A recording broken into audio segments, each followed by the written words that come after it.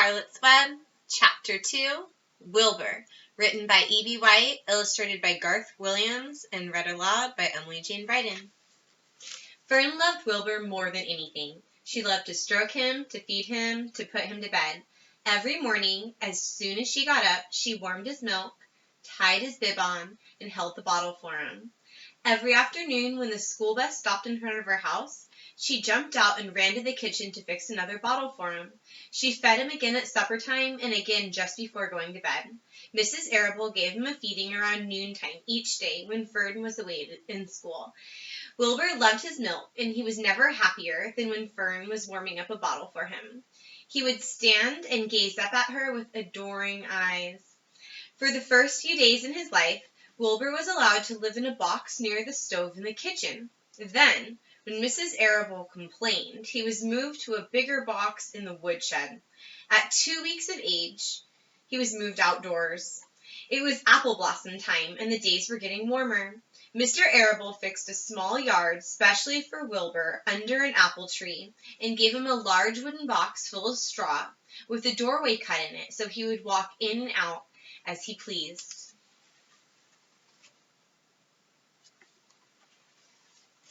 "Won't he be cold at night?" asked Fern.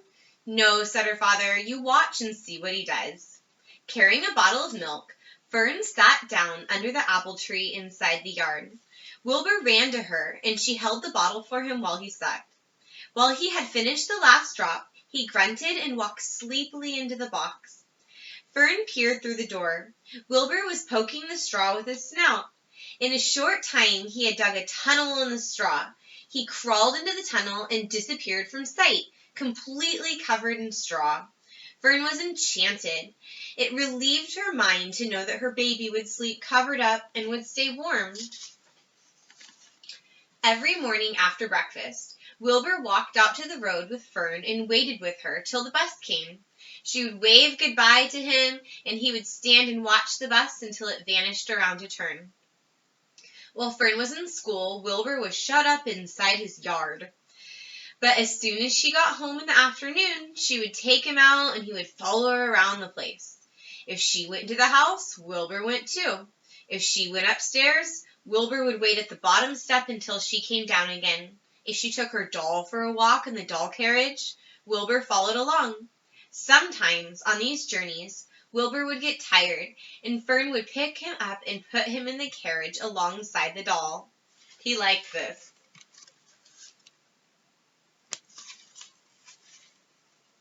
And if he was very tired, he would close his eyes and go to sleep under the doll's blanket. He looked cute when his eyes were closed because his lashes were so long. The doll would close her eyes too, and Fern would wheel the carriage very slowly and smoothly so as not to wake her infants.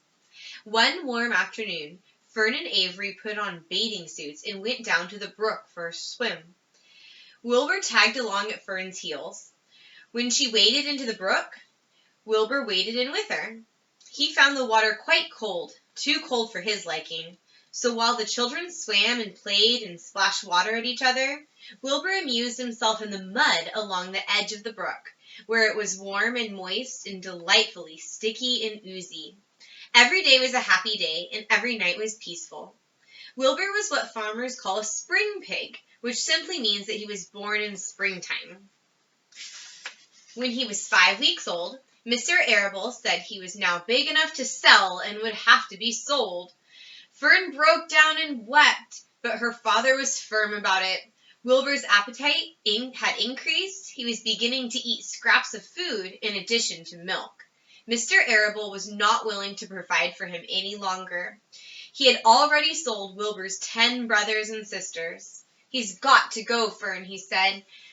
"You have had your fun raising a baby pig, but Wilbur is not a baby any longer, and he has got to be sold." "Call it the Zuckermans," suggested Mrs. Arable to Fern. "Your Uncle Homer sometimes raises a pig, and if Wilbur goes to live there, you can walk down the road and visit him as often as you like."